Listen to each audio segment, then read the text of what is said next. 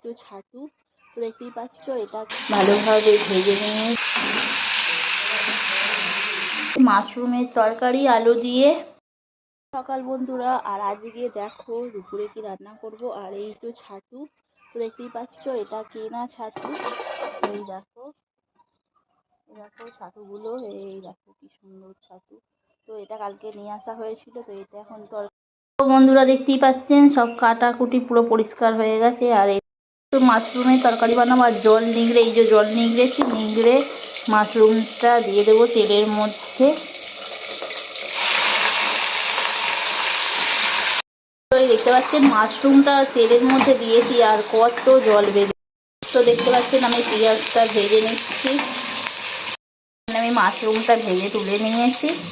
তো দেখতেই পাচ্ছেন পেঁয়াজ, আদা, রসুন, টমেটো, লঙ্কা গুঁড়ো, হলুদ গুঁড়ো দিয়ে দেবো। আর দেখতে পাচ্ছেন এই মশলার সাথে দিয়ে দিলাম আলুটা সিদ্ধ করা। আর এই পরে দিয়ে দিচ্ছি ভেজে রাখা মাশরুমটা। তো বন্ধুরা এদিকে দেখতেই পাচ্ছেন আমার হয়ে গেছে মাশরুমের তরকারি আলু দিয়ে।